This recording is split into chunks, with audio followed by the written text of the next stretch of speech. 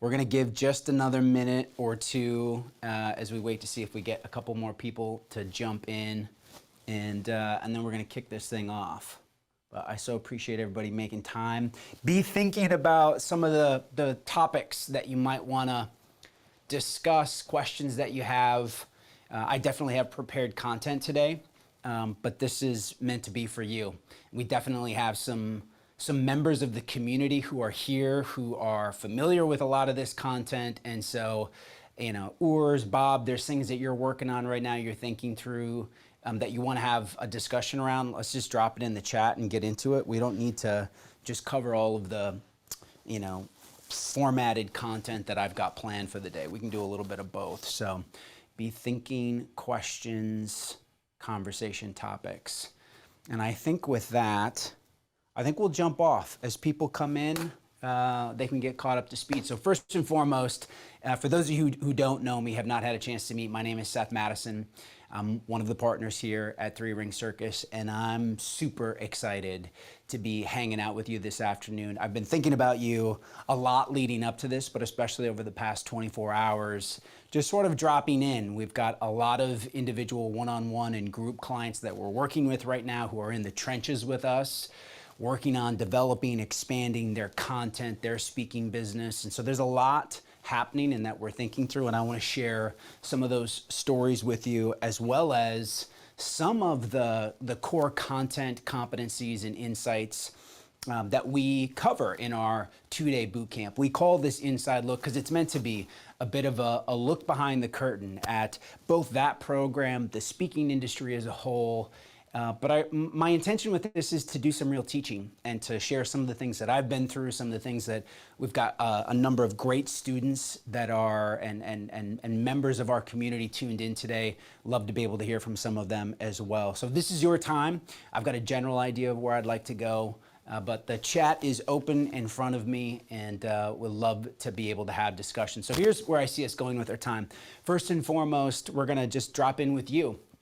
And I prompted it earlier, but if you've got questions, a topic, a theme, something that you hope we can talk about, I would super appreciate it if you would drop that in the chat. And maybe you were just wide open and you're like, you know, I'm just curious what you have to share today, Seth. I didn't come with any intention. But if you did, or something you hope we cover, please drop that in the box. So first and foremost, it's you. Secondarily, I'll give you a little perspective on myself and my background, especially for those of you who don't know my story. I'll share a little bit. I think I have somewhat of a unique entry point into the world of professional speaking that, if anything, my hope and intention around sharing that is to know that there are lots of ways to come into this business. There is no one path. And I was very fortunate with one in particular. We're going to talk a little bit about the business of being an expert, sort of the state of the world today, what's happening, what's needed, what's required, the opportunity at hand, and how we can capitalize on that. I'm going to share some of just our Three Ring Circus best practices. We've got some phenomenal content that we're going to share, some of the, I would call, pillars or fundamentals around our models, our processes, things to really help our members and students, and quite frankly, for those of us that are partners in the business, accelerate our own practices and get better on the stage, be more effective in our sales and marketing strategies. So we'll talk best practices. At the end, depending upon how much time we have left, I'll share a little bit about how we might be able to support you on your journey, ways in which the team is here to help, and of course, along the way, answer and take any questions. So again, coming back to you, what would you like to get out of today? So I see you're all super chatty. The chat is totally empty, blank, nothing, no one has written anything in. So I'm looking at like my students, Ryan, like some of my people, you know, Ryan, what do you want to learn from me today, man? Why did you tune in? Other than just, you know, just to see from a competitive nature, how many people showed up for mine versus yours, because I know you're thinking that. So Kenny asks, what's your story? Cool, Kenny. We'll definitely talk a little bit about my story. Urs, great question. Fee consistency versus just getting out as much as possible. Such an important question. One that we're always trying to find a balancing act. Right. I'd like to learn how to defeat you in proposals. I don't know what the record is right now. There's definitely been some battles. Yeah, it is neck and neck. Thanks everybody for dropping these in. This is great. How do you utilize social media, or should we, Karen? Great question.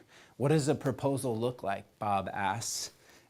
Michael, honestly, getting started. Ryan knows, but I have major interest in speaking to help sell my way of thinking for consulting purposes. Michael, I appreciate you dropping that in because, you know, when we come onto these sessions, oftentimes we have a lot of diversity in attendance. We've got some people who are contemplating it as a profession. You know, they have a lot of questions of like, how do you actually get in?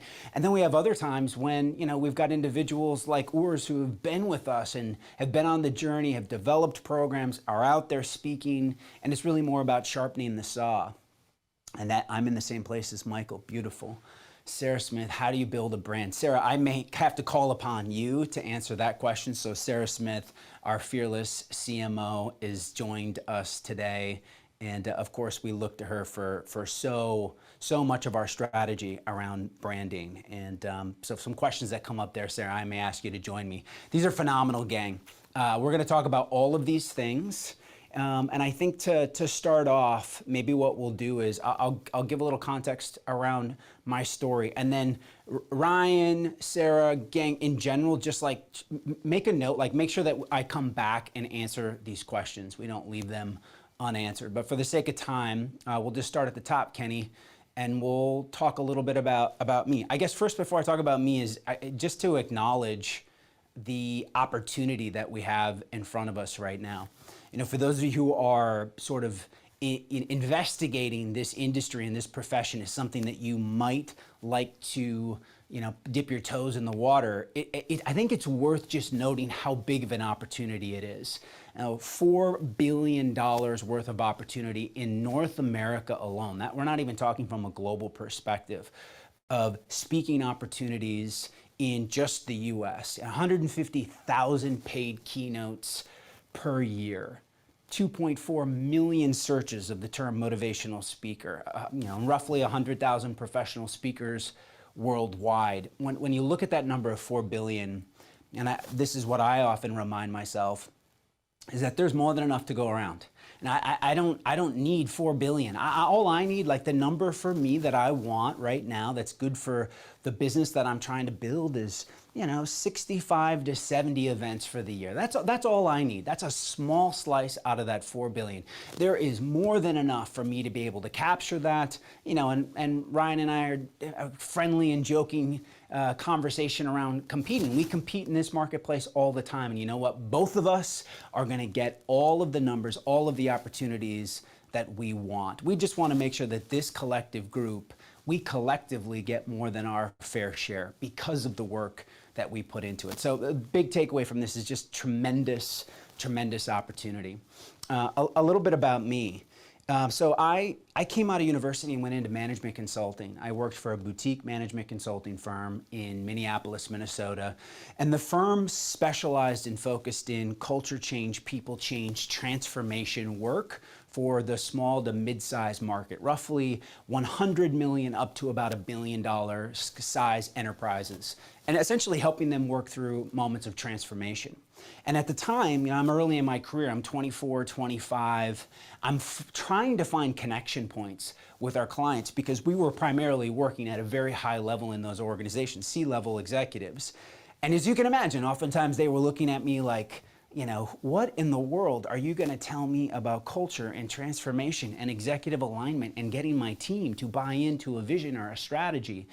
And they weren't wrong to question that because I was early in the process. And while I wasn't the lead consultant on the project, you know, I was relationship development and analysts on projects. I was looking for ways to be able to bridge that gap, so to speak. And so I started asking them more pointed and specific questions around their pain with younger workers that were entering the workplace. This is in the mid-2000s as the topic of millennials and Gen Y was really first starting to get traction. No one had even heard that term millennials before. And I just kept hearing all of this pain pour out of our clients. They were frustrated with recruiting. They were having a terrible time with retention. And part of the work that we do collectively, gang, is about identifying pain points in the marketplace. Is there a problem, a challenging problem that you can help your clients clients solve. And here I had sort of unwittingly and stumbled upon a real pain point in the marketplace. And for the first time, my age was a benefit. And so I started reading everything I could on the subject, and it just so happened, serendipitously, two of the best-selling authors on the topic, some of the original leaders around the topic of generational theory, were based in Minnesota, where I'm originally from and where I grew up, and they were living in Minneapolis.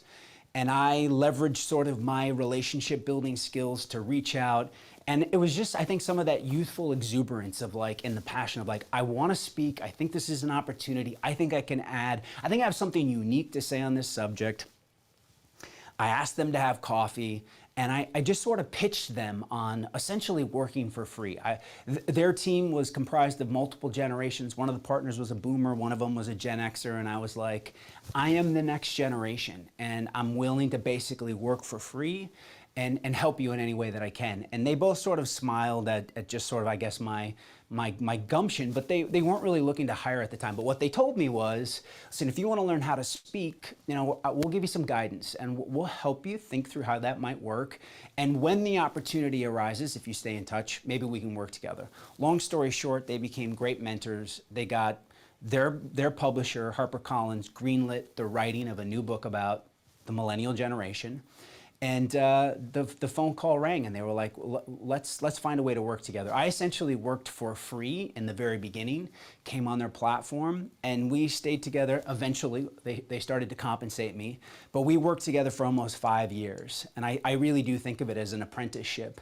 I was able to step onto a platform with existing IP, research, a methodology, and an understanding, mentors of how to stagecraft. How do you deliver content and move an audience through an experience? And so I just got, it was baptismal by fire, to be honest, because if you imagine, for those of you who have done some speaking, the nerves you feel when you roll out for the first couple of times because of the audience. But if your mentors are also simultaneously on stage, who you want to impress and keep your job and also emulate and look up to, I was in such pressure cooker situations so early and so often that I think it really helped me develop just nerves of steel. It doesn't mean that I don't still get nervous, but I remember endless nights in hotels, sleepless nights, worrying about the next day, waking up, reviewing my notes endlessly. They sold the business, they retired, and when they did, in the end of 2012, beginning of 2013, it gave me an opportunity to launch on my own. And I pivoted my research away from thinking exclusively about generational dynamics and started looking at larger future of work trends, which is where I spend the majority of my time now. And so for almost now the past, 10 years, it's been, we've been able to, I think have a pretty serious track record. We've delivered over 750 keynotes, audiences of over 1 million people, 7 countries, and generated now over $10 million in speaking fees. And I don't share those numbers to brag or to say, look at how great I am or the other partners. It's purely to establish just a little bit of credibility. There's a lot of people who are out teaching the subject and the topic of professional speaking, and very few have actually done it at the level that myself and this team, this collective team that I feel so grateful to be a part of, are doing. Now, in 2020, all of this incredible momentum came to a crashing halt. In fact, just a little over exactly 2 years ago, in my business, anybody remember as the world started to come to terms with this concept and this idea of COVID-19, I watched as about 85% of our projected revenue for 2020 slowly evaporated over a 3.5, 4 week period of time. Every single day was another email, another phone call about a canceled contract, canceled event, as the world went dark, as we all retreated in lockdown, with no real end in sight, not knowing when would we be able to return. And no one really understood or knew how to do virtual well yet at that time. We didn't even know if that was going to be a possibility. And fortunately, we came out the other side of that. We started to figure out how to do virtual. This studio didn't exist 2 years ago. We evolved and adapted, but in that pause, I would call it the pandemic pause for me, it was a moment of reflection. It was I think of it for all of us as a collective existential experience. We all had a chance to really go within and ask, what do I want to do? Who do I want to be? Who do I want to do it with? And I was asking all of those questions. How do I want to do this the next 10 years? What do I want this next decade to be about? And one of the things that I knew in my heart was that I didn't want to do it alone anymore. Because after I left the partnership, when my original partners retired, for the past 10 years, it had really been on my own. And wanting to rethink how I do this, because for those of you who are the journey people out there that are speaking 50, 70, 100 times a year, you know that the road can be a lonely place. And so it led to some conversations with colleagues. It led to a conversation that Josh Linkner and Peter Sheehan, two of our original partners, originated in talking about how might we do this differently, and an opportunity to look at and evaluate, for those of you who know Josh's business, he was the originator, the founder of Three Ring Circus, Josh and his team. We've got a number of team members on today. And they did a phenomenal job building the foundation of Three Ring Circus. But all of a sudden the idea was, what if we found a way to combine some of our resources, our efforts, and to do this together? What if we approached this industry instead of from a place of lack and insufficiency and fighting over an element of scarcity, and move into a state of abundance to lift all ships? What if we actually trained and taught? What if while we were doing this business, we could also share what we were learning? And so Three Ring Circus then, went from really being just Josh to the four of us. And I feel super grateful to have had the opportunity to be a business partner with Ryan Estes, who's joined us here today, Pete Sheehan, and of course Josh. And in the early days of planning this, we had this intention of building something that transcended each of us, something that was larger than each of us, and trying to identify how can we help more people bring their message to the world, and also recognizing our own blind spots and shortcomings. We've had pretty great careers, but at the same time, we're looking around at each other and it's like, this is a bit of an echo chamber. Like, we're four white dudes. Like, we need to make sure that we have this intention of bringing diverse voices and perspectives to the table. It can't just be us. And with that, the idea, the vision, the dream of a team that could come together that would be so much bigger than the four of us was started. Not only do we have an incredible team that operates behind the scenes within the Three Ring Circus community, making all of this happen, we were able to bring on an additional 8 incredible partners who represent now the partnership group of Three Ring Circus. And when I look at this list of photos, and for those of you who don't know everyone, from Mel Robbins down on the bottom to Ben Nempton to Erica Dewan, you just go down this list, Cassandra Worthy.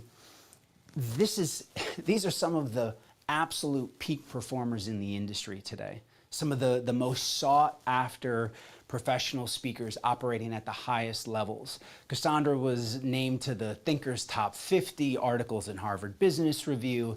It is what I would call some of the best of the best, and we're so fortunate to essentially call them partners and faculty to all of you. What's great is in the coming months, as we roll out more and more new aspects of this community, you're going to get access to and hear from and tap into all of their collective IP. Again, this idea of transcending anything that we could have ever done or even dreamed of individually. The collective whole is much bigger, but at the foundation of all of it lies this really important why of why are we here? Why are we doing this? Why am I doing this on a Tuesday afternoon with all of you when, we've got 10 events that we're planning and getting ready for? Why? It really comes down to this. Our why is to put talented people with a powerful message in position to make an impact on the world. To put talented people with a powerful message in position to make an impact on the world. You have stories, gifts, insights within you that ripple so far beyond anything that we individually as a partnership group could make, but in showing up, serving, and supporting you on your journey. And even if your journey is just getting started, or where you're where Allison is, how to find opportunities that pay rather than what seems to be a growing trend of doing it for free, or paying for the opportunity so that you can, potentially sell services and products and coaching on the back end of it, all of which is totally fine. But Allison, you've got a message that you want to share, and you should be properly compensated for bringing that to the marketplace.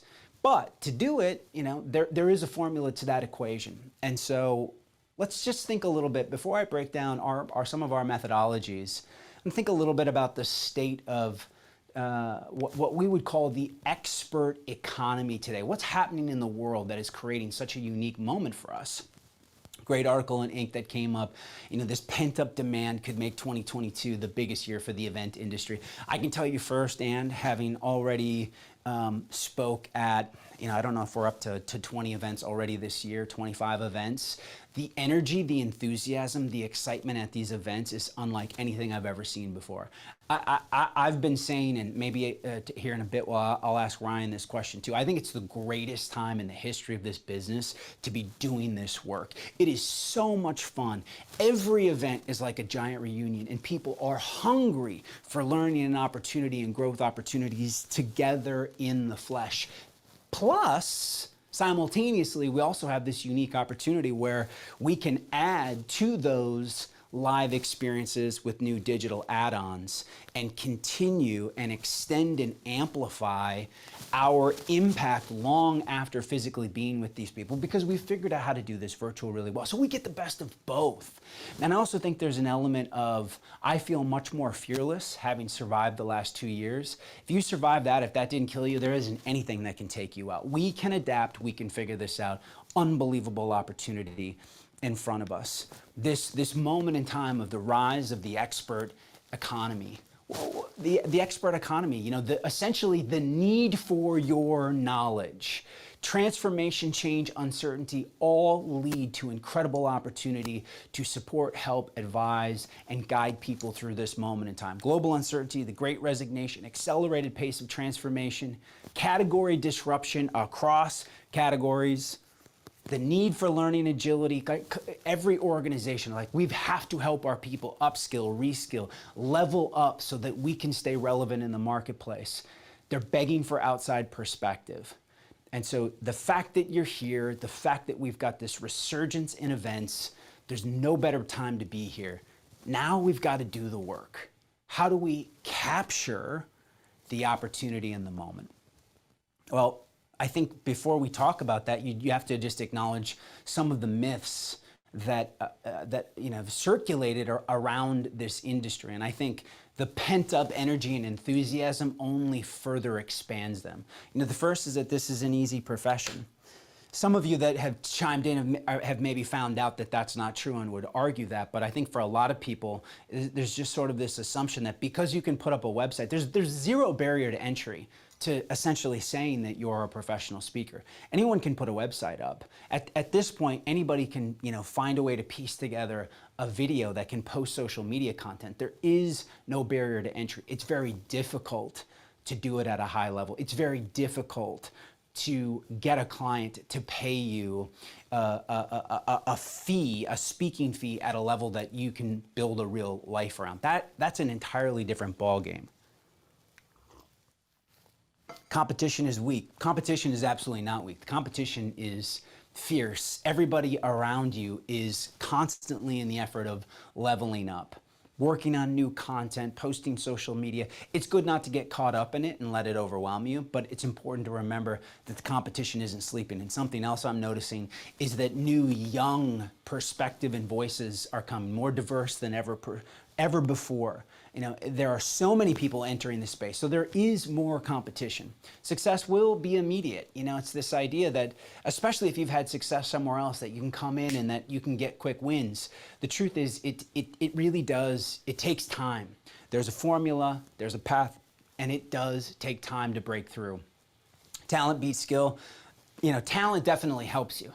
Ryan has some of the probably best raw talent of standing in front of a group of people and just overwhelming them with enthusiasm and energy and excitement that are innate God-given abilities that he has. But if he had stopped at that, if he didn't continue to beat and work on the skills that make you a true pro, you know, he'd still be banging around at SHRM events for $5,000 or $10,000. And you know what? You could live a great life doing that. But that's different than going to $30,000 or $50,000 and being a New York Times bestselling author and really leaving your fingerprints on the industry. The transfer bias. Transfer bias, this definitely hits a lot of our clients who come out of industry, super successful industry, or executive, athletes, professional athletes. You know, I was a pro, I was an all-star, I'm a Hall of Famer, and we sort of think that we'll just roll right into this business, and it's simply not true. What it takes. And, you know, and I think this list, everybody that, if you're here, you understand and get this list, which is why you're tuned in at 4:30 East Coast time on a Tuesday, because you understand it takes great investment, commitment to the craft, patience, tenacity, curiosity, and maybe most importantly, that last one,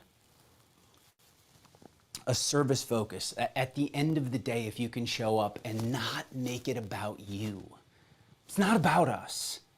It is about the people that we're serving, every single audience. And it doesn't matter if it's 5,000 people in the most beautiful ballroom in Las Vegas with unbelievable millions of dollars of AV and technology behind you, or you're in a small breakout room in Des Moines, Iowa, at a Sheraton hotel with 5 people sitting in front of you. The opportunity to serve is the same. So I want to tell you a little bit about how the gang and I at 3 Ring Circus think about the breakdown of this business. How do we sort of think about the core components in a way that you can systematically attack and level up? Well, we like this analogy of a fighter. And if you're going to take the analogy of a fighter, a boxer, there's no better boxer to point to than Muhammad Ali. And we think about what were the elements that made him the greatest of all time, the fundamental core components that helped him have the career that he had. And we really think it breaks down like this. First and foremost, he was an incredible promoter, which we have to be, right? He helped shine such a light on the sport of boxing by his ability to talk an unbelievable game. He was always promoting. You know, I think a modern day example of that is Jake Paul. For those of you who follow boxing or follow that madness, you can love him or hate him, but that kid has put an unbelievable spotlight. There is more money and more eyeballs on the sport of boxing now than ever before he was a promoter. Number 2, he was an expert. If you think about Muhammad Ali's actual hands, his skill, his craft of being able to land a punch, to understand the science and the art of placement in order to punish your opponent, he was an absolute expert on that front. And the same is true for us in this business. Your back wheel knowledge, your area of expertise has to be so finely tuned to be able to knock out the marketplace. And then the last one is he was a performer. You know, you point to his feet. Nobody danced around the stage. No one put on a better show, a better performance than Muhammad Ali. And so a part of our work, number 1, we've got to get the opportunities as a promoter. Once we get the opportunity and we step into the arena, we have to be able to communicate expertise. And last but not least, you've got to be able to do that from a performance standpoint in such a way that you can hold an audience in the palm of your hands. And you can take them on an emotional journey through a 60-minute period of time and land that plane in a way that they walk out of there with new perspectives, new mindsets, new beliefs, new views of the world. And I don't think there's a greater feeling. And so we're going to talk about each one of these, the expert, promoter, the performer. And I'll be very curious, and I may prompt you to jump in the chat and say, which one of these 3 do you feel like you need the most help with? A lot of times we come into this and we'll feel strong in one area and maybe weak in another. I came in and I think I was, the strongest area I had was the performer. I think I had really great raw skills, raw talent, and working on the skills of being able to deliver on a stage. I wasn't necessarily a great promoter, and I really needed, because I was early in the research and in my career, I needed to devote extra time to developing my IP, my expertise, and I'm still on this journey. So first and foremost, we're going to talk about the expert, because everything begins and ends there. If you don't have a point of view, a perspective, IP, either primary or secondary research that you can leverage to bring a unique point of view to the marketplace, you're dead in the water. Right? You're going to show up and tell people to live their best life. It doesn't work. The marketplace has no appetite for that anymore.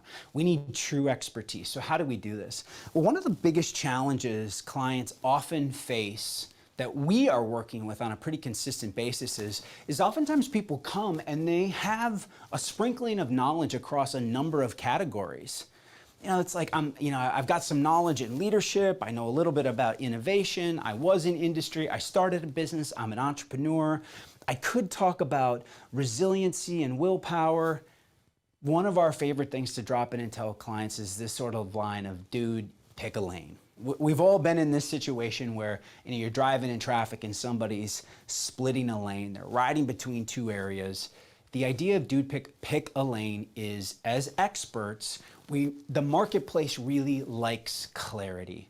They want to know where to categorize and place you. And you can fight back on that. You can say, I don't want to be put in a box. I'm a jack of all trades. I'm a Jill of all trades. I can do a lot of different things. That may be true. But especially as you're trying to break in, it's incredibly important to pick a specific lane, a particular area of expertise, and then you earn the right, once you've established your credibility in that space, to expand out beyond that. But we've got to pick a lane. Well, how do we go about doing that? We call this the finding your sweet spot. And I want to give you a little model, a quadrant, to sort of think about if you're in this stage of the game. Or, to be honest, because I think we all, even as partners, are constantly fine-tuning this so that we ensure that we stay relevant. Regardless of where you're at in your career, this is an important quadrant to be thinking about. So first of all, you want to think about, on the left there, your topic category. And we say topic category, what do we mean by that? That's your broad-based topic categories. That's leadership, that's innovation, that's sales, that could be well-being and wellness, that could be resiliency, a big topic area. And then you want to think specifically about, okay, within that topic, what is the actual problem that I am solving? What's the problem solved? A lot of times we stop short of that. We're like, we're going to be in this category of well-being, of wellness, of mindfulness and meditation. And all of that is phenomenal. It's great. It's needed. But we don't get clear about articulating, like, okay, those all serve and support what problem that is emerging in society today, or in the client base, in the market that I want to serve. And then you've got to look at this key area of a point of difference. So almost any vertical that has a broad topic category, there's going to be competition. Take again, well-being and wellness. You could take future of work, my big topic category, right? I have to have a unique point of view, a unique perspective, different, to differentiate myself from the competition. It's we call it the swap out test. It's like if we pull up your website, your content, and we just simply put another thought leader, author, expert's photo there with all of the same copy, would we notice the difference? Or have you created language, IP, coined a term, have a unique perspective that differentiates you in the marketplace? And then this last one is, I think, oftentimes where we stop short, the relative value. What we mean by that is, we have a lot of students that come through, and oftentimes they are solving problems that the marketplace just doesn't place a lot of value on. I was thinking about this before we came on, and it's like maybe you do pet therapy and you help people with their pets, and the workplace is like, that's a really nice thing to do and it's helpful, but unfortunately we're just not in a place where we're willing to invest money for you to come and tell our employees about how to have a better relationship with their pet. I'm being facetious here, but you understand the example. Oftentimes it's like, we're not solving problems that the marketplace has placed a high amount of value to. And so doing the work to say, even if I've got this area that I'm passionate about and I feel called to be able to add a perspective to, the marketplace doesn't place value on it. So I need to do the work of finding out, what does the marketplace need right now? And I go back to the beginning of my story of how I stumbled upon the concept of generational theory came from identifying pain points in the marketplace. Now, there's lots of ways to identify pain points and opportunities to bring value to the marketplace beyond being in industry. That's just one example. Research, there's lots of ways to bring that experience, but you have to tap into all four categories. Once you've done that, what we want to move you into at that point then is some what we call brand defining questions that I think really help us individually think through our unique, sort of stake our unique claim in the world. And they break down like this. Number one is what burning problem am I solving? What is the big problem? Secondarily, why me? Why am I the right person to solve that problem? So I am clear about the problem I'm solving, and I'm clear why I'm the right person. And then that last aspect of what transformation do we create? So in working with me, in investing, in having me spend time with your people, this is the transformation that will occur. If you're not clear about that, if you can't clearly articulate that transformation, how could we ever expect our client to be able to understand and point to it when they're getting ready to make that buying decision? We need to make that clear and super easy for them to understand. And so it breaks down like this, because in knowing that, it actually serves and supports you in so many ways. This content then starts to populate our websites. It populates one-sheets. We leverage and use it when we're on sales calls or in general referral conversations with people. We call it the PCT. And it breaks down like this, right? The P just represents the burning problem that you address. C is your credibility. And T stands for audience transformation, PCT. So I just want you to be thinking about that in your head. PCT, PCT, PCT. What's my PCT? This is a phenomenal model or framework. When someone asks you, like, what do you do? So often I think as professional speakers, authors, thought leaders, it's easy to sort of stumble around for answers. I'm an advisor, I'm a coach, I'm a speaker. I know I have some general, perceived, hang-ups around just the term speaker, because oftentimes it's attached to motivational speaker and, Tony Robbins. And it's like, I don't want that association.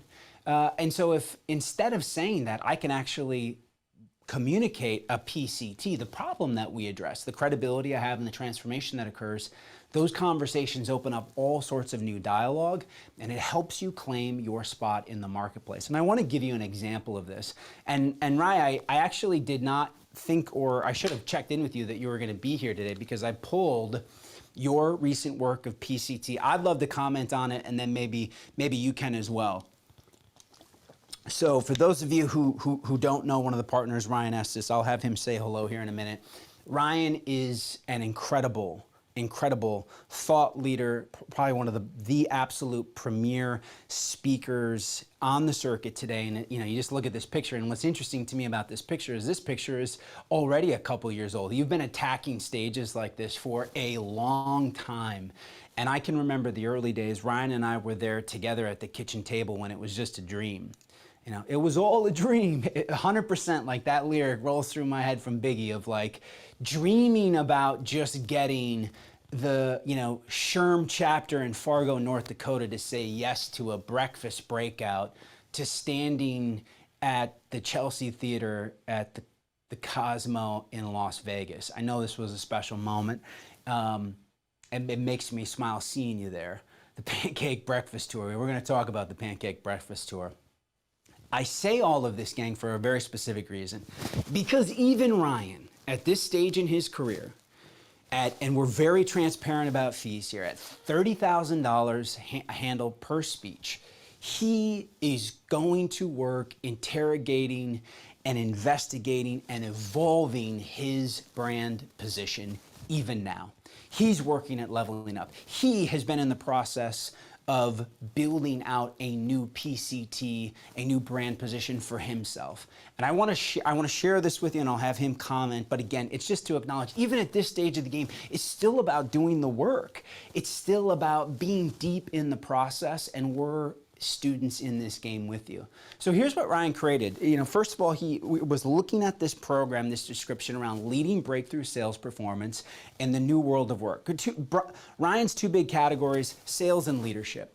And within that, right, he's got huge depth, huge range, but he's trying to carve out a new, unique position in this world of sales performance in this new environment that we're in. And so I just grabbed a part of, right, your problem, the articulation of this, to give people a little bit of a flavor, right? So we're going to state the problem here. Customer expectations and behavior are evolving faster than sales organizations can keep pace. The post-pandemic reality is requiring a fundamental shift in go-to-market strategy and a radical upgrade in seller skill and competency. I'll just pause there for a second. It's like he's blasting people right in the face of like, the world is changing. COVID has created this hyper accelerated moment of change and transformation, and we have to evolve. A more sophisticated seller is required in order to earn customer access.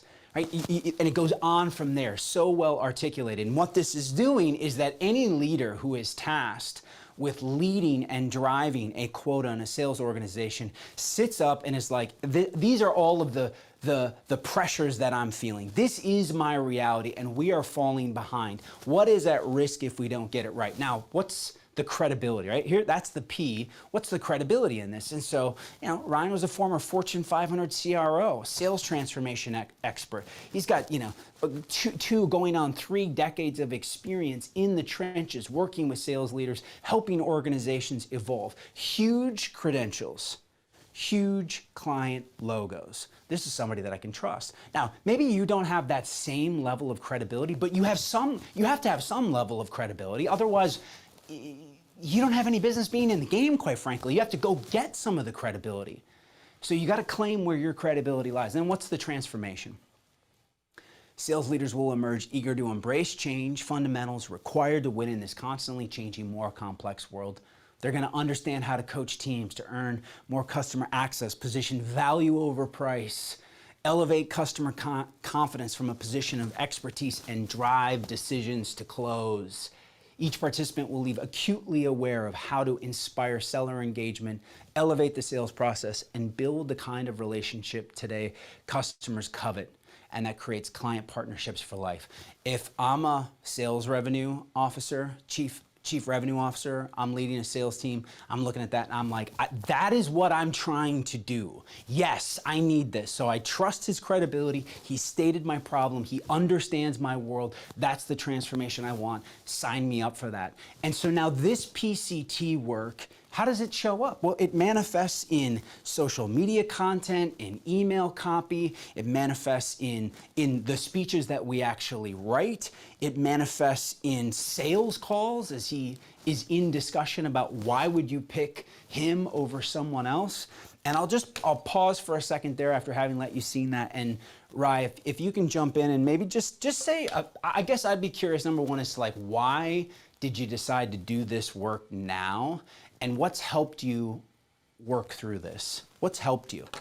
Yeah, so I would say the why is twofold. One, and you said some really nice things about me, which I appreciate. The truth is, I probably hit a plateau. I've been in the business for a little over a decade now, and the fee is wonderful, and the client roster is world class. But I'm hungry. I particularly coming through this defining moment. I mean, you talked about COVID. Anytime there is this dramatic kind of change or transformation and challenge that disrupts the world, there's an opportunity in the center of that challenge for experts to insert themselves and offer solutions to a completely new landscape that our client partners are navigating. So to be a consultant and a true expert that has a point of view on where is the opportunity and how can you harness it for your organization, your team, or as an individual contributor, I wanted to speak to that in a credible new way.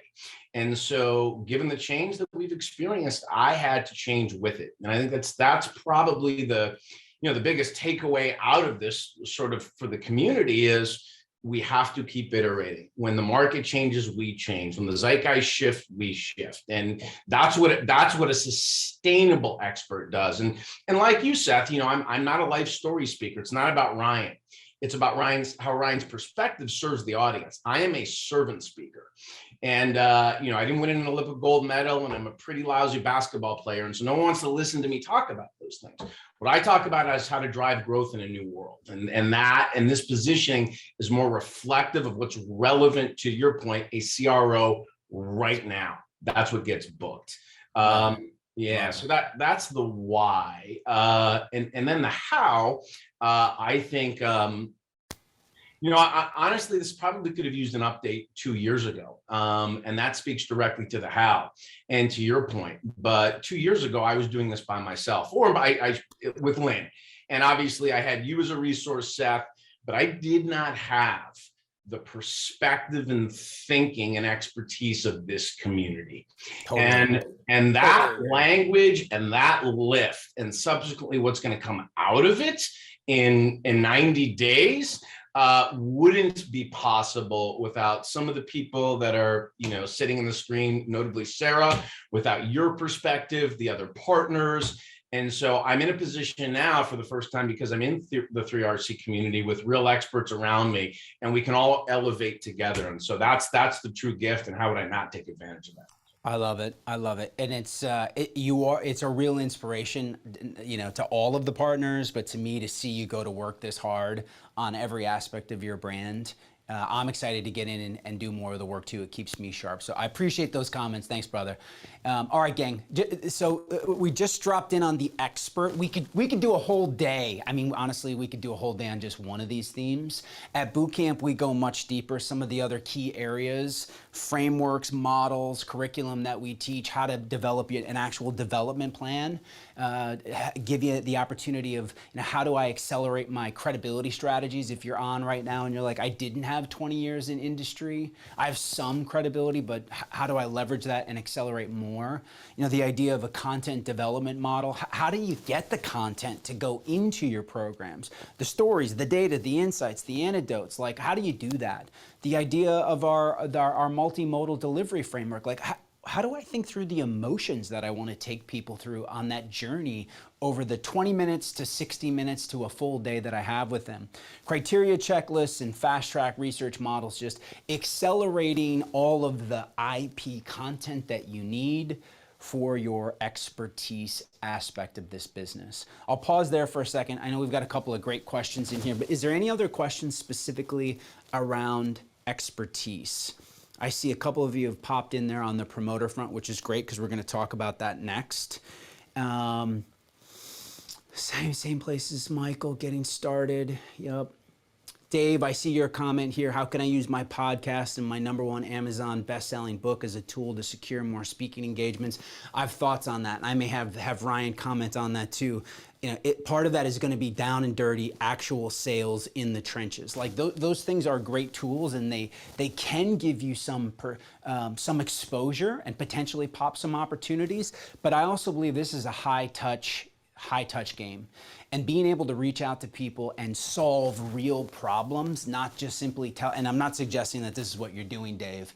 But we've had people who've come through who have, they got a great book and they've got all these accolades, and they just blast people with like, me. Here's why I'm great, and here's why you need to book me, versus clearly articulating the problems that they are navigating in their industry or their organization and how you uniquely can solve their problems.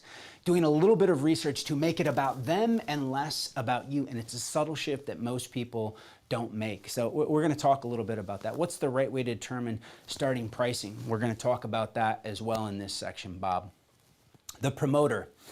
Getting more opportunities to speak. I mean, this is the way I think about it, right? It's like we all want, you want more reps, you want more at bats.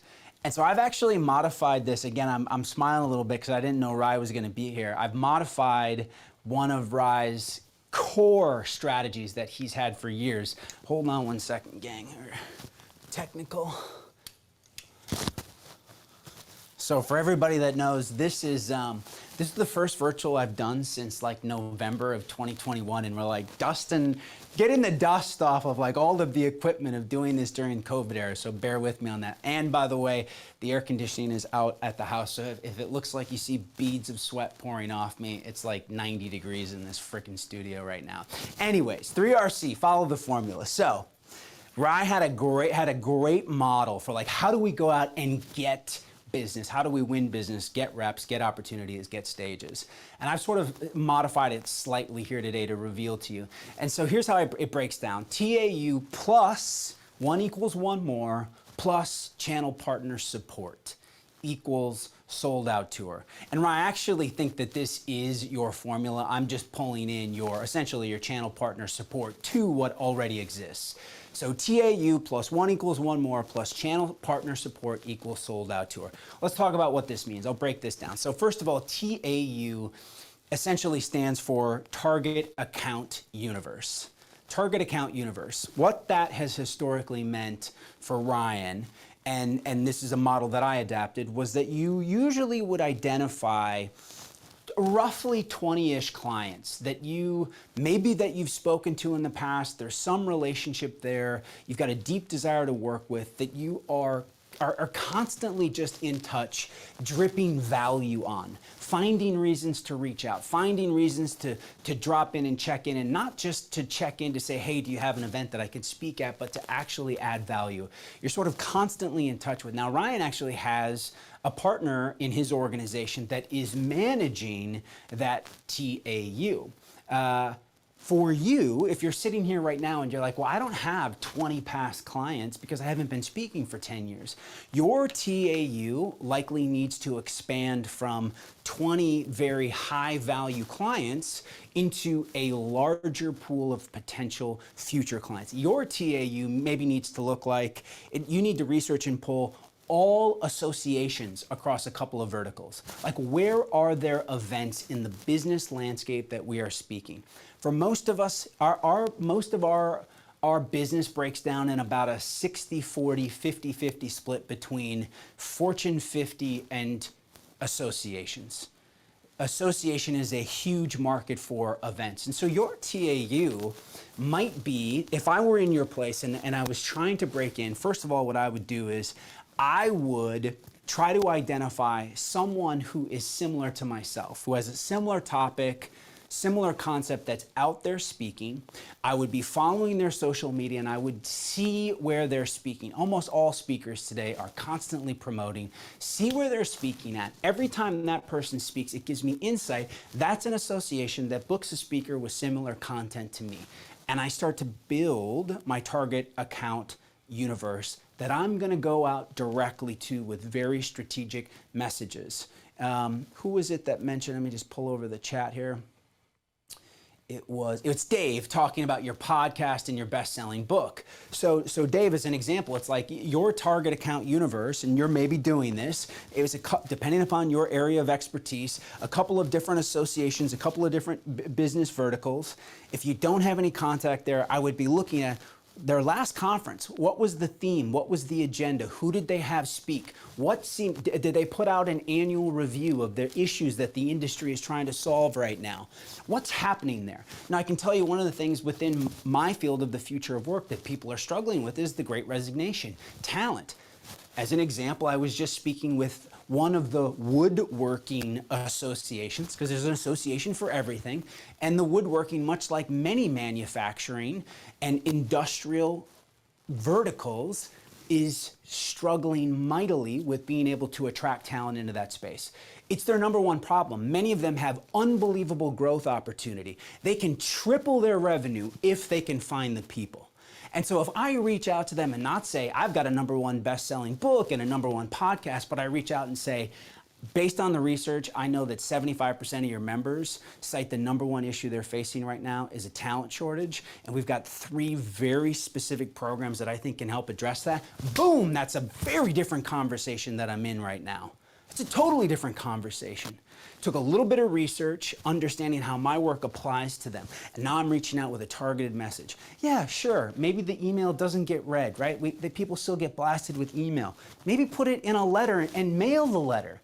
If you've gotten a handwritten letter as of late, I guarantee you frickin' read it, right? Like, what would it cost you to write 50 letters addressing a meeting planner at an association that specifically addresses their problem?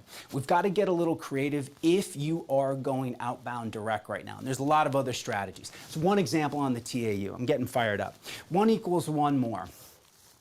What do we mean by that? So TAU is number 1 because, and I placed it number 1 because if you're sitting here and you don't have any events, you got to do TAU first to get an opportunity to get in the game. I get that. We all get that. Ryan and I sat at the kitchen table alone, no one talking to us in the beginning. We know TAU. Then you get your opportunities, okay? 1 equals 1 more means every time that we speak, every single time that we speak, that opportunity has to generate 1 additional opportunity. Meaning somebody in that audience saw me speak and is like, I need them to come and speak to my people. Or you blew their doors off so much that they're like, we want you to come back. Now, does that mean that that email or phone call is gonna come that week, the next day, an hour later? No, sometimes it happens. I know Ryan has had emails come into his inbox before he stepped off the stage, which is incredible. But you know what? Sometimes it's 2 years later. And honestly, you walk off and like no one calls, you don't hear anything, and you're like, was it good? Like, did it connect? 6 months later, 12 months later, 18 months later, phone call, I saw you speak someplace else. So the mindset is, again, all it does is it makes you in your preparation of like, I need to deliver so succinctly and address their problems so importantly that this generates more opportunities. Channel partner support. When we say channel partner, what we're talking about here are the speaking bureaus. And I very intentionally placed this last. And I did that because sometimes I think there's this perception that really the only way that you can grow your business and get this thing off the ground is through bureaus. And we spend a lot of time and effort trying to make bureau connections. It's not that the bureau channel isn't important. It's hugely important, but it will not prevent you from being able to get in this game. You just have to take all of your agency and own the first 2.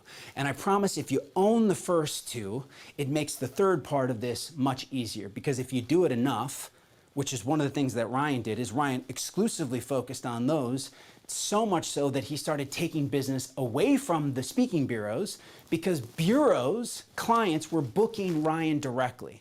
So all of a sudden a bureau who worked with a big association they already have their speaker secured. That bureau is like, who is this Ryan Estes guy? And now what are they in? Now they're in research mode, and now they're looking at Ryan and they're reaching out to Ryan to find out what his story is. Go get the business. Now, simultaneously, and this is a big part of what we do at 3RC, is creating opportunities to be able to make connections in the bureau channel, because they are vitally important to us. They are critical to the long-term growth, but you don't need them in the very beginning. I just want that to be clear. You do these 3 things. When we say sold out tour, it means you hit your number. Whatever your number is. You want to do 150 events this year? Great, good for you. You want to do 30? Sold out tour is you hitting your number. But we learn how to manage this last piece with the bureaus. I'll make a comment here. The channel is really, really important to us. And a couple of things to think about here is that, when you start working with them, a few best practices to keep in mind. Number 1 is the bureau is essentially the client for you. Yes, you're serving their client when you're on site. That's their client. Your job, Karen, thanks so much. I see you got a hard stop at 5. Please follow up. We'll follow up with you. Questions, comments, anything we can do to help support you. And make sure you come back for the next inside look too. We've got more to cover. Deliver what the client wants. So often you hear these horror stories of client asks for one thing. They want you to come and speak about X, and a speaker just sort of shows up and feels compelled to go down their own path and talk about what they want to talk about, versus, am I really hitting the core and key outcome objectives that this client has set forward? Creating new opportunities and refer everything back. The bureau business, they live and die on what we call spin. Spin businesses, you speak somewhere and someone ask you to come back and speak somewhere else. Every time you do the due diligence to find out, even if it's 2 people removed, someone saw you speak and they told the other person, it comes back, that was a bureau booked event, boom, we bring it back to our bureau partners. There's no greater feeling than reaching out to a bureau partner and saying, hey, we got an opportunity, this is ready to go to contract, here's a new relationship. It solidifies relationships, it helps you grow. Maintaining fee integrity. So this is where fee integrity does come up and is important when it comes to the bureaus. If you're early in your career and you haven't established bureau relationships yet, it's not that fee integrity isn't important, it's that you do have to weigh the trade-off of getting your fee versus getting your reps. You want to get your reps, but let me tell you something, we never speak for free. In fact, we don't ever even discount our fee. What we do is we offer to trade the value of that fee. So if my fee is $5,000 and somebody comes to me and says they've got $2,500, I say, great, let's talk about how we can make up that additional $2,500 in unique marketing and promotion opportunities. Would you forward on, maybe I could do an email newsletter or a video sign up, something post the event that people could opt in for? Will you do 3 e-blasts for me? You trade that $2,500. We do not discount. So hold strong to the value that you deliver. It doesn't have to come in hard dollars. As you evolve in this game and you are working with more and more bureaus, the fee integrity piece matters just simply because a bureau doesn't want to find out that their client called you directly and you quoted them $10,000 less than what the bureau quoted you, or across a couple of bureaus.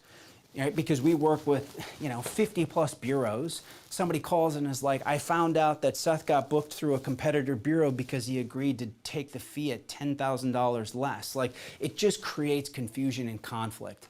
Now, you couple that, there's always a tension point, right? There's always a dichotomy of being easy to do business with. If they've got 25,000, my fee's 27.5. It's really close, it makes sense, there's spin opportunity, we'll evaluate it. One of our partners, Pete Sheehan, never, ever, ever, ever bends on his fee, not once. That's just partially who Pete is, which we love that. Or it's great to see you, really. I'm sending all my best, hope you're doing well, look forward to talking soon. Which really speaks to that last one of being easy to work with. I think the thing that shocks me most about this business, yes, you have to be good. Yes, you need to be an expert. Yes, you need to be able to deliver in the room. But people like to work with people who are just good human beings. It's unbelievable how far you can get by just being genuinely nice, by caring about people, by not being a jerk or an asshole when you show up on site and you interact with someone that you think is perceived not to be important or powerful. You're just genuinely an easy, nice person to work with. Bring it back. That costs you nothing. So it's a good reminder of am I being easy to do business with. Kenny, thanks for jumping in. Have a great dinner. Look forward to seeing you at boot camp. Pro level demand generation. So one of the things that we have done collectively as a partnership group, Ryan, myself, Pete, and Josh, is if you're really going to go to the next level with your business, and I know we've got some super pro speakers that are tuned in today, which is great. You all could be teaching this course. We are looking at all of the data points to understand where we're at in our business. And I want to give you an example, and these are real numbers. One of the things you'll find out with the 3RC community is we're super transparent about everything that we do, what's going on in our business, because we just think it's important. And so what I'm going to show you now is what we call our growth dashboard. And all 4 of the partners have this. These are my actual numbers. It's pretty much up to date from the last week and a half. And I just want to give you some perspective as to the number of data points that we're tracking in this business. And the idea being, as speakers, this isn't a hobby. This isn't a side gig. This isn't, something that we do in our spare time. We are running this business with the same level of sophistication that a major organization, a major CEO would be looking at all of the core KPIs in that business. And here's what that breaks down for us. So a couple of the data points that we're tracking, I know this is a little bit small, but you see across the top, we've got confirmed dates, booked revenue, blended average fee, trending batting average, pending holds, revenue to actual target, event type, forecasted to date, et cetera, et cetera, et cetera. Down the bottom, you see trending industries, trending bureaus. I want to see where all of this stuff is at. You know, everybody here, if you're speaking at any level of consistency, you probably know the number of dates you have confirmed. You probably even know, you know, the booked revenue that you have. What's your blended average fee? What's your, and I think maybe the most important one is this, is like, what's my trending batting average? I want to be looking at those pending holds. How many holds do I have out forward looking? Because that gives me a good indication of where demand is at. Right, if I see those pending holds and they're down in the 3, 4, 5, you know, single digits, that's going to cause, not necessarily cause alarm, but then it helps me make decisions of like, okay, I need to take some action because our holds are a little bit light. That means maybe we need a little marketing push. We need to do a couple of bureau visits. I need visibility into that. If my trending batting average is like right now, I'd really like to see that in the 30s. We've been at around 35 for a while. I think we lost a couple of deals, probably to Ryan. And so that dropped down to 27%. And so what that tells me, what the batting average is someone who took a hold and then they released it. It didn't close. And so why? What's happening from the time they liked our content and working with me enough to place a hold, but they didn't go to contract? What happened in that process? What did I not do in that process? Did I not stack value and help them in that decision? Did we not push for a pre-offer call where we could get on a call like this and I could communicate the PCT? Am I not clearly communicating my PCT to all these people? When I have that data, now I can start to course correct and move that up because these are all the dials. I increase the number of holds, I increase my batting average, impacts my confirmed dates and booked revenue. I like being able to see trending industries and bureaus, helps me sort of identify areas we can do additional marketing to and who we need to pay attention to. We've got this in an automated fashion set up. You can do this for yourself as well. If you want this for you, you can reach out to the team and we can talk about potentially how we might be able to support you on this front with the growth dashboard. What factors drive fee and volume? This is a question that came up. How do I know where I sort of stack up to price myself?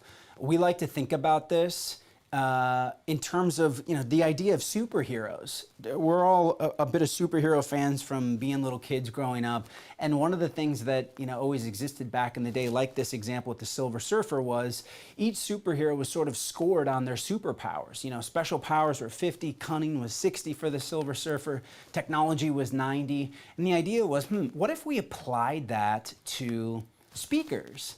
So that we could actually come up with some level of scientific sophistication around where we need to be at from a fee perspective. What makes someone 20 versus 35? What's the difference between someone who's 5 versus 15 versus 75? Are we just making it up? Certainly demand is a part of that, but there are a number of elements. And so we came up with this concept and this model called the speaker performance card. And I'll share mine. And for anybody who's been to boot camp, or if you come to boot camp, you'll get this as a tool and you'll be able to go through this exercise. And it's quite powerful. So I'm going to just share with you my speaker performance card. So here's my breakdown. So it's in each one of the 3 parts of the business: promoter, expert, performer. So this first category of fame and reach. So my fame score is pretty low. I'm not famous, and if I could move that needle a little bit, and there's a trade-off there. I don't have a desire to be famous, but fame can come from a lot of places. It doesn't mean that you have to be an internet sensation or a TikTok superstar, right? It could be getting a new book on the New York Times bestseller list. It could be getting on the cover of Harvard Business Review with new researcher content. Those are some things that could bump that fame score. Brand polish. I haven't had a chance to do the work that Sarah's doing with Ryan, right?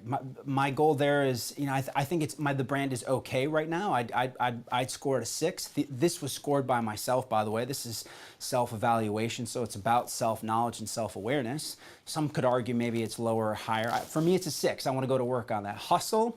I feel like my hustle, it's somewhat relative. If Josh Linkner is a 9, actually I probably need to be lower in comparison to Josh. Josh would be a 10.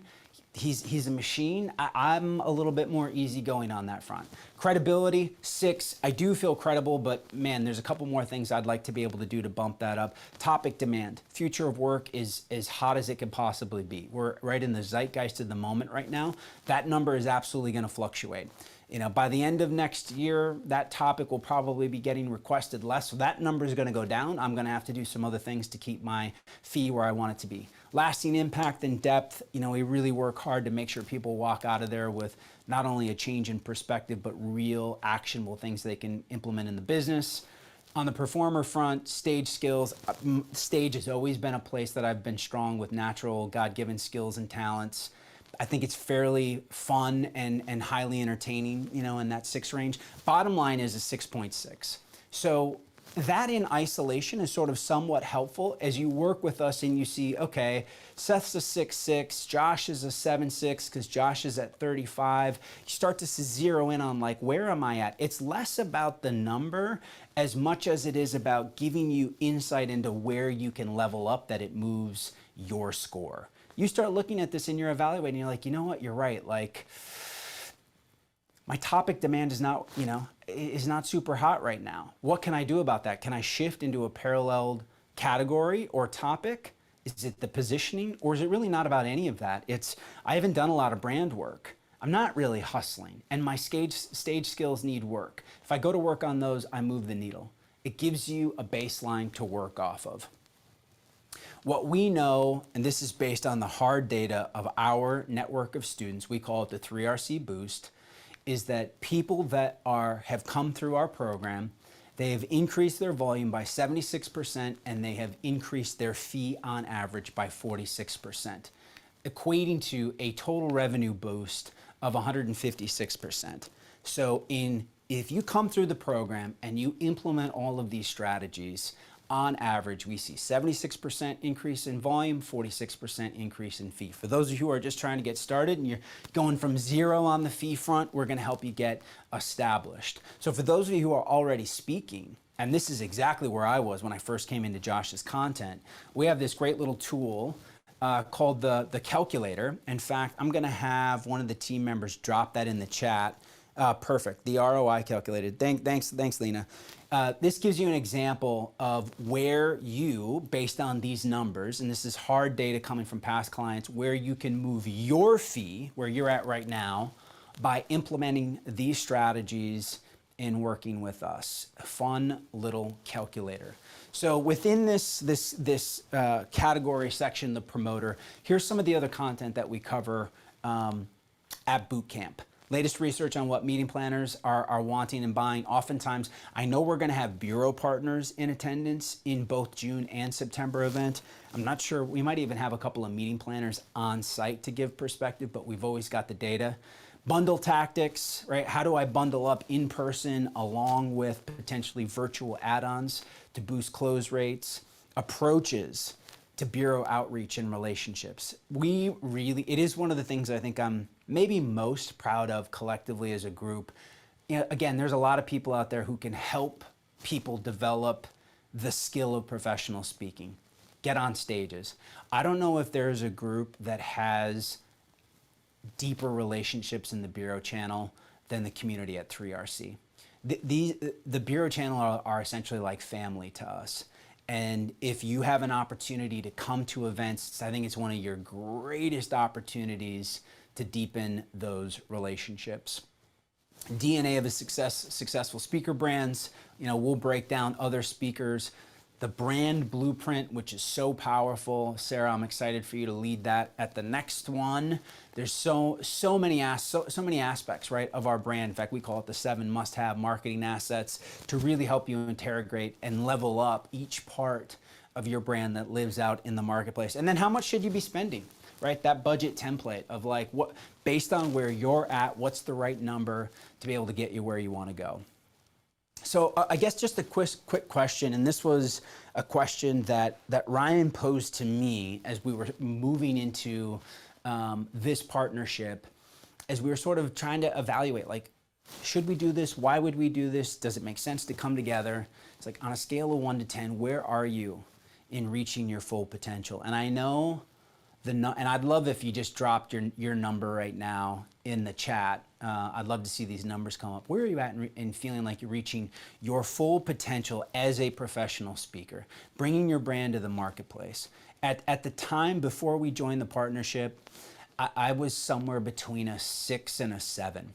And I felt like I had done some pretty good work over the past, 12 plus years, but feeling like I was really just scratching the surface. There was a lot of the fundamentals that, I've even shared today that like I just wasn't doing. I was just sort of powering through sheer will and enthusiasm and excitement and missing some of the fundamentals. And I felt like we could go to a 10 in this community, which was a big part of the reason. I see nobody super anxious to drop a number in there. That's okay if you don't want to. Bob, I love overall as a person, 6, as a speaker, somewhere between 0 and 1, as I haven't started yet.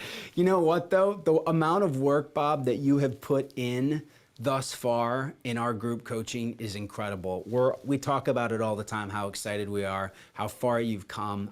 You are a speaker. You got to claim that. Eclo, Elise, come on now. You have had many reps. You are in a good place. Colton 2, Megan 4. I appreciate the honesty. What that says to me is it's just an unbelievable opportunity, right? To level up. But we want to be able to do it together, and we want to be able to do it in community. And I just can't stress that enough about what we're trying to do here, is that you don't have to do this alone anymore. This is a business that is inherently lonely. It's inherently historically been a bit of a black box. Nobody really knows, like, how do you do this, because no one wants to share. Everyone who makes, quote unquote, makes it, doesn't extend the hand back to say, like, here's the path, because there's usually fear of scarcity of, if we train a bunch of speakers to be prolific and exceptional, like, what's gonna happen? It's like, there's more than enough. Again, I'm gonna get there's nothing you can do that's gonna prevent me from getting my 60 to 70 events, period, full stop. So I'm gonna pour into you the very best of my ability and help you get yours. And that's the mindset that we wanna collectively create. We're better together, period, full stop. Any other questions before we drop into our last section? And this last section, we'll probably spend the shortest amount of time and we'll close it out, but I do just want to give you a little space. If there's something else that's come up while you're thinking about that, I'm just going to peruse the chat and see if there is any other questions that I can address. Bob, so I'll quick mention, what does a proposal look like? They can look like a couple of different things. It depends on where the client is at and what they're asking in their sales process. A lot of times it can be a 2 to 3 page PDF. I'll speak for me personally. I oftentimes will create those in Canva. Canva is a phenomenal creative tool, but maybe you've got a creative person on staff or externally that you use. 2 to 3 pages. And think in terms of the PCT. There's PCT element. If you've got speaking clips, a speaking clip, I'm going to share with you one of my top secrets. Like, this is totally revealing, game-changing stuff. Is shooting pre-offer videos. People are in decision making. Shoot a 90-second to 2-minute long video and PCT it. Like, do a little research on the client, do a little research on the industry, identify their problem, the problem that you solve, the intersection between them, and like hit them with the PCT. Now, this is insider information right now. I'm telling you, my close ratio on those has gone through the roof. It is a secret weapon. So proposals can take a number of different formats, Bob, but think PDF, think video, think email, think PCT. Address the problem. What's the transformation? Let me see what else is in here. Finding opportunities, Allison, and I can't remember if Allison is still here or if she jumped off. Finding opportunities that pay rather than seem to be the growing trend of doing it for free. Yeah, so there are a lot of events out there where they're, essentially it's you speak for free and then you sell something on the back end. Sell a coaching package, sell a course. If your business is set up that way, that's great, do that. That's absolutely not how my or the other partner's business is set up. Our primary revenue generation is speaking, maybe consulting on the back end for the Fortune 50. So you got to go to people who pay. I'm not going to typically events where people are paying to go. Oftentimes they have a limited budget for speakers. I'm looking at bread and butter associations, and I'm looking at individual companies. But associations for everybody on here is a phenomenal low-hanging fruit place to be able to start where you know they're going to have a budget. And it's great because associations, maybe you're not reaching out. Sorry, one more time, gang. We're having technical difficulties. Maybe you're not reaching out to them to be the keynote speaker. You're a perfect breakout speaker for them. Because every conference is going to have breakouts. I spoke in small breakout rooms for small associations for years before I ever got on a major keynote stage. But you know what? They had $5,000. They had $7,500. They had $10,000. There's real money there in a breakout space at the association level. Let's see. Kate Ross already bought a boot camp ticket now. Yeah, that's great. Love that. Very, very exciting. So the dates on our boot camp, drop that in the chat. For those of you who are wondering, next one's coming in June in Detroit. I think we still have some availability left. Again, unbelievable time. We go deep in all of this stuff, access the community, access bureau partners, and Detroit in June is awesome. All right, last little section, couple of comments on the performer as we round out our time together. And I'm super pumped for everybody that's still here and with us. So the performer, you maybe heard Ryan comment or saw him comment in the chat this phrase, eat pancakes. And I love it. It's a little bit of an inside joke. And what we mean by eat pancakes is essentially get your reps. Eating pancakes is the equivalent of speaking anywhere and everywhere that you can possibly get a rep. In the early days, a lot of it was, speaking at a local chamber of commerce, a Rotary, a local business community breakfast, the chicken dinner lunches and the pancake breakfasts. And you go and there's 50 people in the room, or maybe there's 20 people in the room, and it's poorly lit and the audio and the AV isn't great, and it doesn't matter because you get your reps.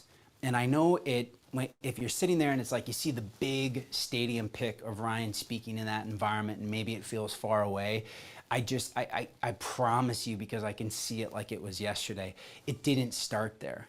It started him almost in tears at his kitchen table, reaching out to people directly with his TAU, trying to get someone to talk to him, to let him go and eat pancakes and speak and trade for it. So if anyone knows what you're going through on the journey, I promise you it's us, and we can serve as a testament that if you stay consistent and keep doing it, keep eating your pancakes, the world will open up to you.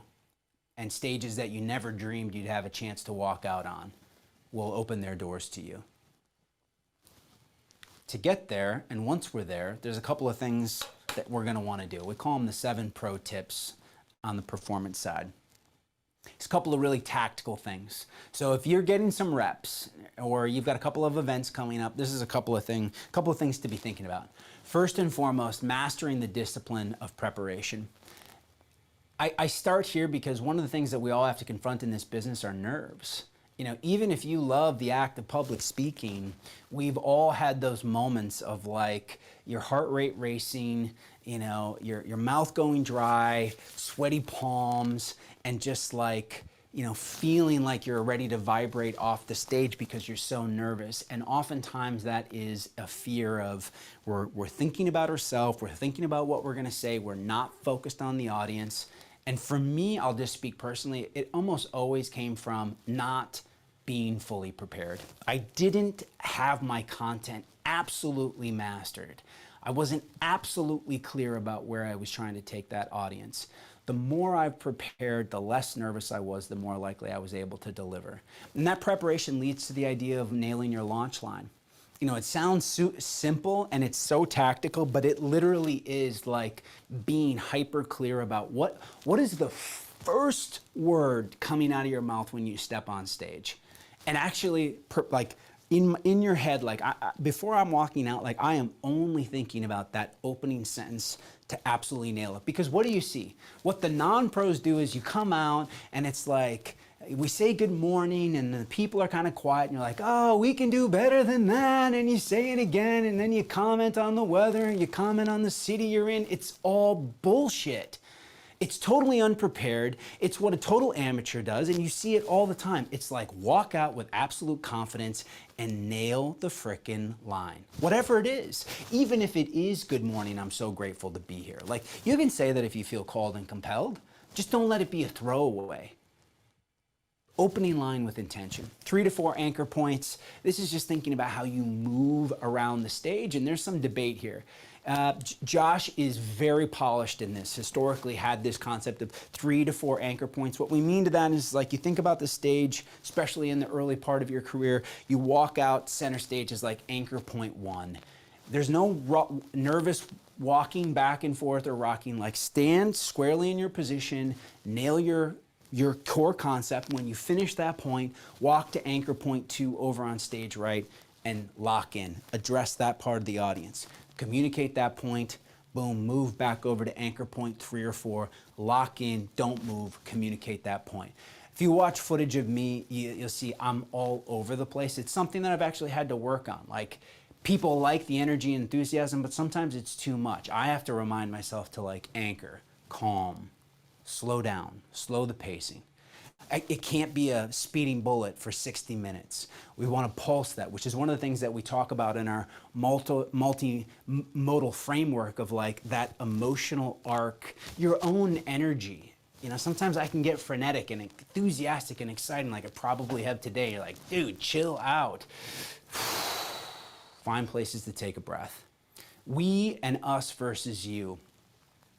And this is a subtle little thing, but it's just a simple act of, like, finding opportunities to not be like, you need to make this change. This is what you all have to do in order to get better. And hopefully throughout this, you've heard me a lot say we and us and I. It's showing a level of humility that collectively we're in this together. It closes the gap between you and the audience. It makes you come across sounding less preachy or teachy. It's like we're in this together and we're trying to figure it out together. Think, know, feel, do. This is something that we've been just, Bob is in the thick of in our group coaching right now, of really breaking down as we think about our core content. What do I want this group thinking about? What do I want them to know? What's the emotion I want them to feel? And what do I want them to do? And you can do think, know, feel, do for your program as a whole, or you can even do it in each one of your sections.